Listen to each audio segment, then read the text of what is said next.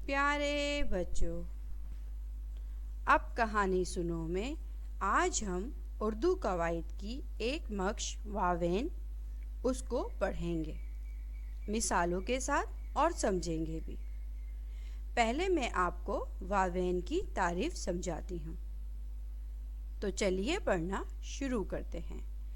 वावेन किसी की कही हुई बात को लिखते वक्त उसके शुरू और आखिर में कोमे का निशान लगाते हैं। जैसे नानी जान ने कहा, बेटा दिल लगाकर पढ़ो।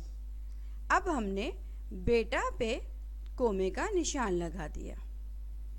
इल्म हासिल करना हर मुसलमान पर फ़र्ज़ है, तो इसके जुमले के आखिर में भी हमने वावेन का निशान लगा दिया। ये देखें, दो कोमे जो बने हुए हैं बेटा। जब हम इन कोमों को शुरू में लगाएंगे जुमले के, तो ये इसका मुंह ऊपर की तरफ सीधा होगा, और जब हम वावेन को जुमले के आखिर में इस्तेमाल करेंगे तो वावेन का निशान उल्टा हो जाएगा। कोमे को इस तरह हम उल्टा करके लगाएंगे। तो गौर से देखिए, बेटा दिल लगाकर पढ़ो, इल्म हासिल करना हर मुसलमान पर फ़र्ज़ है। वावेन का निशान सीधी तरह लगाया जुमले के शुरू में, और आखिर में लगाया उल्टा बना दिया।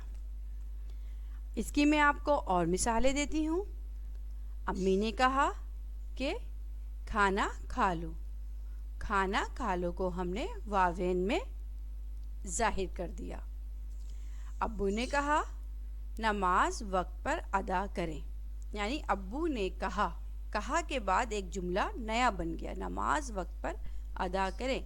इसे हमने वावेन से कवर कर दिया। ये देखिए, वावेन शुरू में सीधा और लास्ट में उल्टा।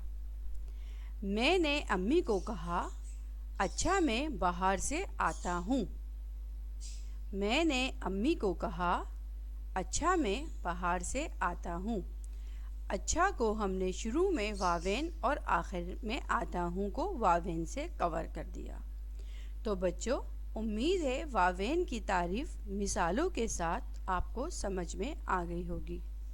वावेन किसी की कही हुई बात को लिखते हुए शुरू और आखिर में जो निशानात हम लगाते हैं उनको वावेन कहते हैं।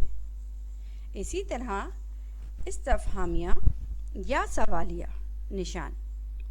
दूसरी मश्क है हमारी इस्तफहामिया या सवालिया निशान। ये अलामत सवाल पूछने या किसी चीज़ के बारे में जानने के लिए आखिर में इस्तेमाल की जाती है।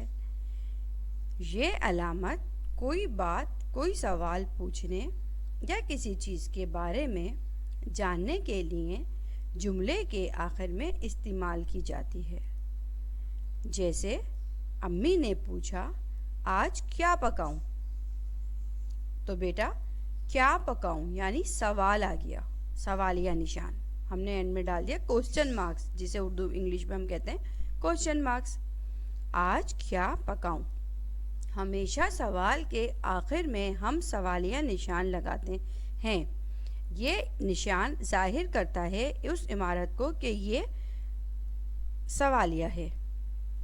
इसकी मिसालें, अब्बू ने कहा, क्या आपने अपना काम खुद किया है? तो हमने आखिर में क्या लगाया बच्चों?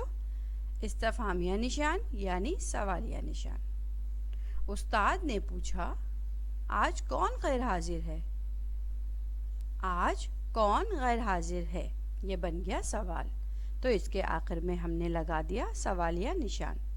और मिसाल है, मेरी बहन ने कहा, दुकान से बिस्किट ला दोगे? तो बेटा इसके आखिर में हमने लगाया सवालिया निशान, क्योंकि ये सवाल है। बहन ने कहा, क्या बिस्किट ला दोगे? तो सवाल है, तो सवाल के आखिर में हम लगाते हैं हमेशा सवालिया निशान, जिसे हम कहते हैं इस्तफहामिया निशान भी। अम्मी ने पूछा, आज देर क्यों हो गई? अम्मी ने पूछा, आज देर क्यों हो गई?